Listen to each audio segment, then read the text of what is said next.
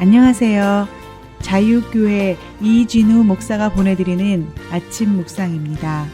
오늘도 예수 그리스도의 향기를 내는 복된 하루가 되시길 바랍니다. 1월 14일 목요일 아침 묵상입니다. 오늘은 예수께서 택하신 사도들이라는 제목으로 사도행전 1장 1절로 2절 말씀 묵상합니다.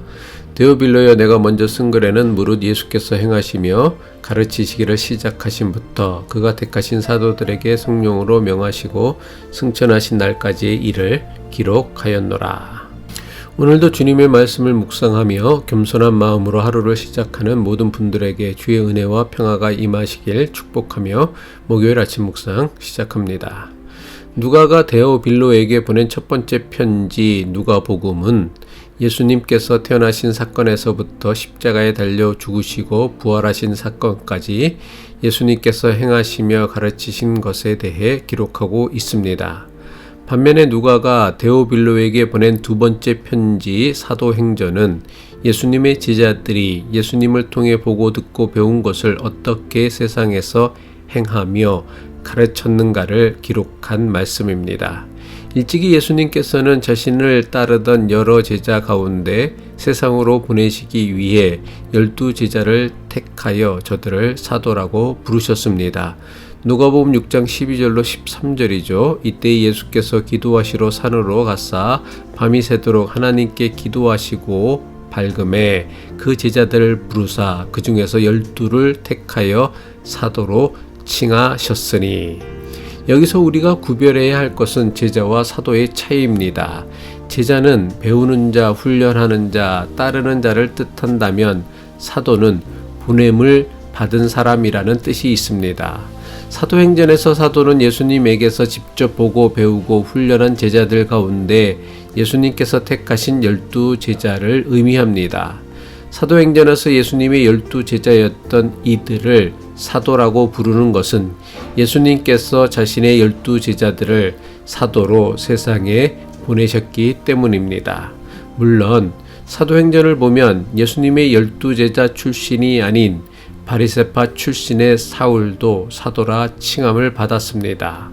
사울은 사람들에게 바울로 더 많이 알려진 인물입니다. 많은 이들이 오해하기를 사울이 예수 믿는 자를 핍박하던 자에서 예수를 그리스도로 전하고 가르치는 자로 회심하면서 바울이라는 이름으로 개명했다고 생각합니다. 하지만 성경 그 어디에도 사울이 바울로 이름을 바꾸었다는 기록은 나오지 않습니다. 사울은 히브리식 이름이라고 한다면 바울은 로마식 이름이었습니다. 히브리어 이름 사울은 구하고 찾는다는 뜻을 가졌다면 로마식 이름 바울은 작은 자라는 뜻이 있습니다. 사울은 유대인이면서 동시에 로마의 시민권자였기에 태어나면서부터 히브리 이름 사울과 로마식 이름 바울이라는 두 개의 이름을 가지고 있었습니다. 쉽게 말해 미국 이민자들이 자녀들의 이름을 지을 때 한글 이름과 함께 영어 이름을 지어주는 것과 같은 이치라 할 수 있습니다. 사도행전을 기록한 누가는 처음엔 사울이라는 히브리식 이름을 주로 사용하였습니다. 사도행전 13장 2절이죠. 주를 섬겨 금식할 때에 성령이 이르시되 내가 불러 시키는 일을 위하여 바나바와 사울을 따로 세우라 하시니. 하지만 사울이 본격적으로 이방인 선교에 나서는 1차 전도 여행부터는 사도행전을 기록한 누가는 사울이라는 이름 대신 바울이라는 이름을 사용하였습니다. 사도행전 13장 9절이죠. 바울이라고 하는 사울이 성령이 충만하여 그를 주목하고. 사도행전을 기록한 누가가 사울이라는 히브리식 이름을 사용하다 바울이라는 로마식 이름을 사용하게 된 것은 이때부터 그가 유대인 선교에서 이방인 선교의 사도로 세워졌음을 강조하기 위함입니다. 중요한 것은 예수님을 만나 회심한 사울이 이방인들에게 예수 그리스도의 복음을 전하는 사도가 되었다는 것입니다. 기독교 신앙은 예수님의 말씀을 배우고 훈련하는 제자로 만족해서는 안 됩니다. 예수님께서는 우리를 당신의 제자로 부르셔서 우리를 회심시키고 변화시키고 새롭게 하시는 이유는 우리를 세상에 사도로 보내시기 위함입니다. 우리는 매주일 규칙적으로 모여 하나님을 예배하며 주님의 말씀을 배우고 훈련하고 깨달아야 합니다. 하지만 우리의 예배가 여기에서 그치면 안 됩니다. 우리가 교회로 모여 배우고 훈련한 것을 가지고 세상을 향해 나아가야 합니다. 이것을 파송이라고 합니다. 예수님이 12제자가 세상을 향해 사도로 보내심을 받은 것처럼 예수님께서는 우리를 제자로 부르시고 사도로 세상에 보내십니다. 교회로 모였다가 아무 뜻도 목적도 없이 집으로 돌아가는 사람을 사도라고 하지 않습니다.